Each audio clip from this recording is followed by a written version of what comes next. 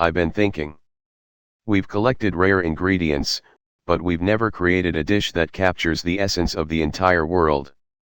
I mean, we've cooked in France, we've been to the Himalayas, but now, it's time to create the most global dish ever.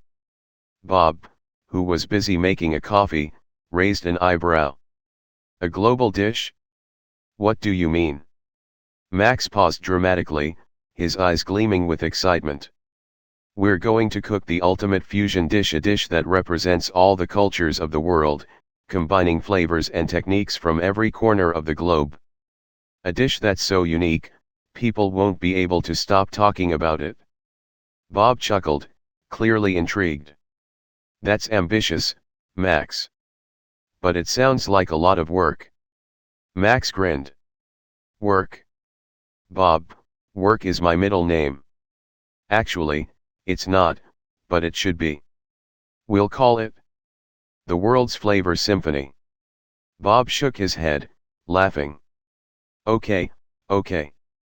The World's Flavor Symphony. Where do we start? Max tapped his paw against the floor, deep in thought. We need to visit the places that are the essence of their respective cuisines. You know, the heart and soul of every culinary tradition. We'll get the best ingredients and inspiration from each place, and then we'll combine them all into one epic dish. Bob thought about it for a moment. All right, I'm in. But this better be one amazing dish. First stop, Japan, the land of precision. The first stop on their new adventure was Japan, known for its meticulous attention to detail and perfect balance of flavors. Bob and Max arrived in Tokyo, where they were greeted by a world-renowned sushi chef, Hiroshi Tanaka. Welcome to my kitchen, Hiroshi said, bowing.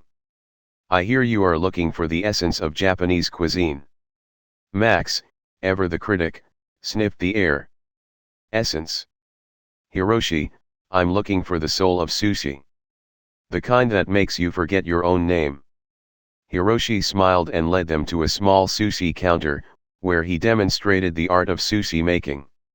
Max watched closely as Hiroshi sliced the fish with surgical precision, carefully draping it over perfectly seasoned rice. The secret is in the rice, Hiroshi explained. It must be seasoned just right, with vinegar, sugar, and salt. Only then will it complement the fish. Max, wide-eyed, took a bite of the sushi. His tail wagged furiously. Okay, Bob. I think we've found part of the symphony. This sushi is music in my mouth. Bob chuckled. It's incredible. I think we'll be using this as our base. Second stop, Mexico, the heartbeat of bold flavors. Next, Bob and Max journeyed to Mexico, where they sought the bold, vibrant flavors of traditional Mexican cuisine. They arrived in Oaxaca, known for its rich moles and intricate techniques. Their guide, Rosa, was an expert in traditional Oaxacan cooking. Here, we make moles that take days to prepare. It's all about layering flavors and allowing them to meld together. Max, ever the enthusiast, eagerly jumped into the kitchen to assist. He watched as Rosa toasted chilies, ground spices, and simmered rich sauces for hours. Now, this is what I'm talking about, Max exclaimed. The deep, smoky heat of a great mole, it's like a spice symphony. After tasting the mole, Max couldn't resist. Bob, I'm telling you, this mole could knock out any other sauce on the planet. If we add this to our dish, we're going to have people begging for the recipe. Bob grinned. Looks like you've found your next favorite ingredient, Max. Third stop, Italy, the birthplace of passionate simplicity. Their next destination was Italy, the birthplace of so many beloved dishes. In the hills of Tuscany, they met an old chef named Luigi, known for his rustic, simple Italian cooking. Here, we believe in fresh, high-quality ingredients, Luigi said as he led them through his garden. The simpler the dish, the more the ingredients shine. We'll make a risotto, using nothing but the best. Max was skeptical at first, but once they began cooking, the aromas of garlic, olive oil, and fresh herbs filled the air. As Luigi stirred the risotto, Max couldn't help but admire his technique. "This is real cooking," Max said.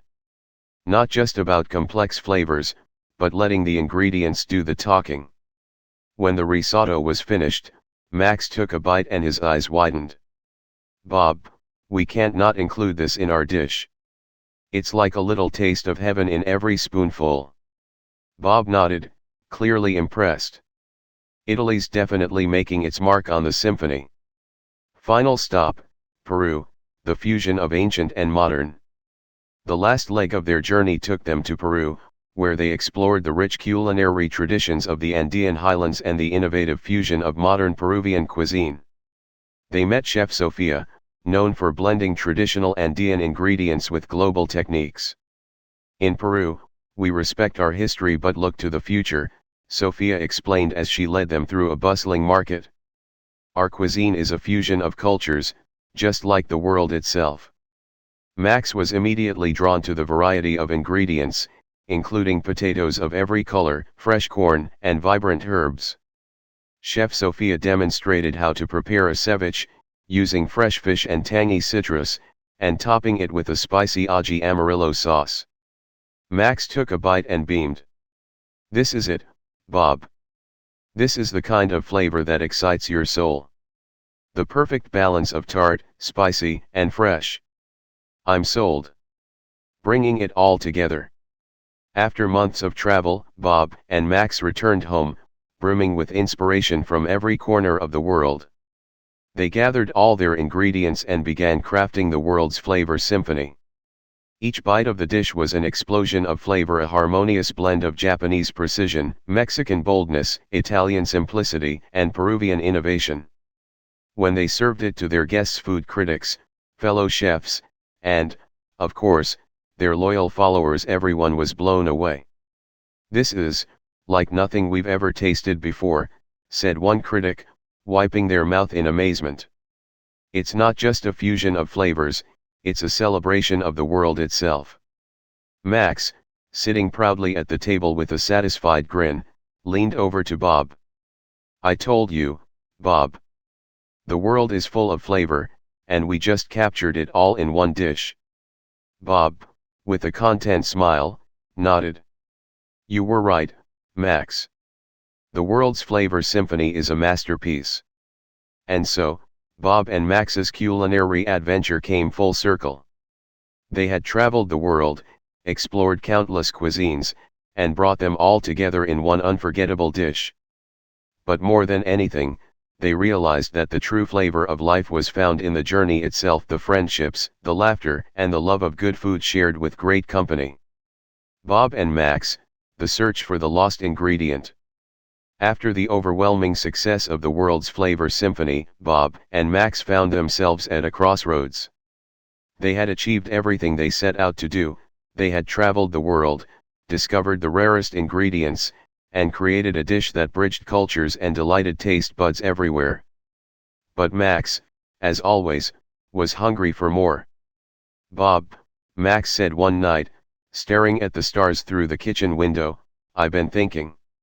There's one thing we've never done, a challenge so big, it could define everything we've accomplished." Bob, half watching a documentary on the history of food, which Max had, of course, seen 13 times already, looked over at him. "Oh no. What's going on in that creative brain of yours now, Max?" Max jumped up, his tail wagging excitedly. "We need to find the lost ingredient. The one that no chef in the world has ever successfully harvested. The ingredient that's been whispered about for centuries, lost to time, but still out there, waiting to be discovered." Bob blinked. "The lost ingredient? What is this, an Indiana Jones movie? What are you talking about?" Max leaned in closer, speaking in a hushed tone. "Legend has it that there's an ingredient that was once used in ancient royal banquets, a spice so rare and powerful, it could elevate any dish to a level beyond imagination. But it disappeared centuries ago. Some say it was hidden in a secret location. Others believe it was destroyed. But I know it's out there, Bob. And we're going to find it? Bob raised an eyebrow. Okay, I'm intrigued. What is it called? Max paused for dramatic effect. The phantom pepper. The phantom pepper. Bob repeated, trying to stifle a laugh. That sounds like something out of a food fantasy novel. Max was dead serious. No, Bob, this is real. This pepper was said to have a flavor so intense, so complex, that it could make the most bland dish explode with flavor. The ancient chefs who used it were revered as culinary gods. But after a great war, the pepper vanished. And no one has been able to find it ever since. Bob put down his mug of coffee. You've got my attention now. So where do we start? Max stood tall, puffing out his chest. We'll begin our search in the heart of the jungle, the Amazon. It's said that the last known traces of the phantom pepper were discovered in the wilds of South America. And that's where we'll go. The Amazon jungle, into the heart of the unknown. Days later, Bob and Max found themselves standing at the edge of the Amazon jungle, ready for what could very well be the most dangerous and thrilling adventure of their lives. Max, dressed in full adventure gear, which included a bandana and a utility belt full of snacks, grinned. This is it, Bob. The jungle. The phantom pepper awaits. Bob, who had packed a few extra cans of beans and a map, shook his head. Are you sure we're not going to get lost out here? This place looks like it could swallow us whole. Max waved it off.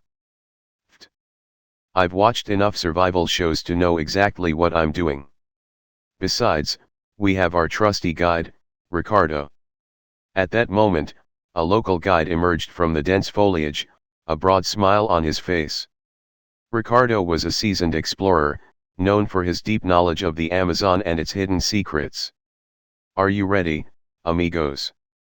Ricardo asked, holding a machete in one hand and a map in the other.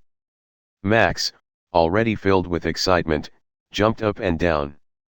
Let's do this. We're hunting for the phantom pepper.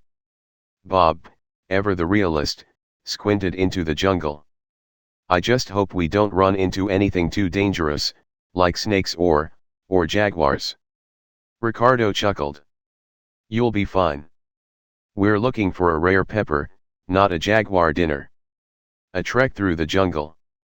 The trio made their way deeper into the jungle, slicing through thick vines and navigating muddy paths. As they trudged on, Max's excitement never waned. He was determined to find the elusive phantom pepper, and nothing was going to stop him.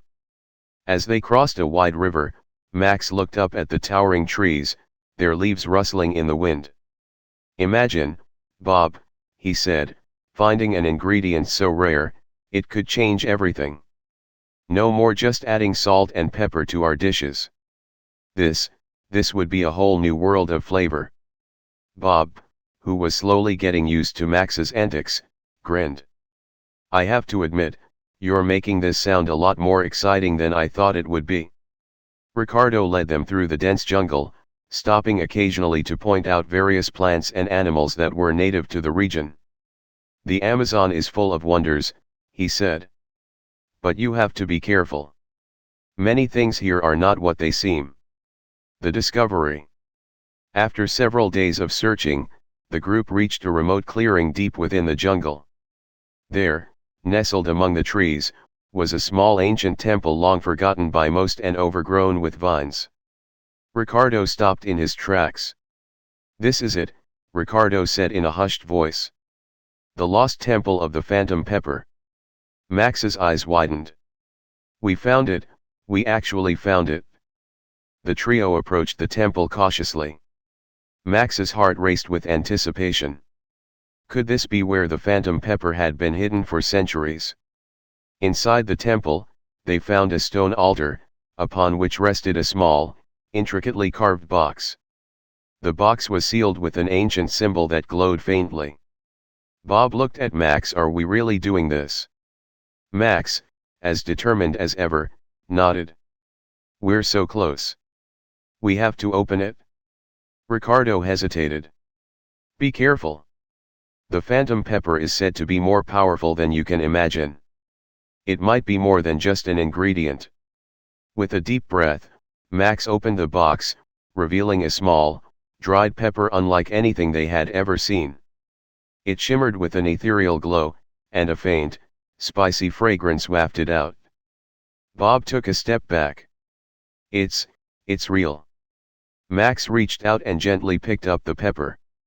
His tail wagged in excitement. Bob, this is it? This is the phantom pepper. Ricardo looked on with a mixture of awe and respect. The phantom pepper has been lost to time. It's said to hold the power to transform any dish, but it comes at a price. Max grinned. A price? What's a little spice if it makes food taste like magic? The return home. Bob, Max, and Ricardo made their way back to civilization, the phantom pepper safely in their possession. As they arrived at the airport, Bob couldn't help but smile. Max, I've seen you excited before, but this is something else. Max clutched the pepper tightly. This is it, Bob. We've found the missing link, the ultimate ingredient. The phantom pepper is going to change everything. Once home, Max carefully added a pinch of the phantom pepper to a dish they had been working on, a fusion of Indian curry and French foie gras. The result was nothing short of extraordinary. The pepper brought out layers of flavors that no one had ever tasted before, earthy, smoky, with a hint of sweetness that lingered on the tongue. Bob took a bite and closed his eyes in disbelief. Max, you did it? This is beyond anything we could have imagined. Max, grinning like a proud chef, nodded. The phantom pepper wasn't just about the flavor. It was about finding something that connects all the cuisines of the world in a way no one could have ever predicted.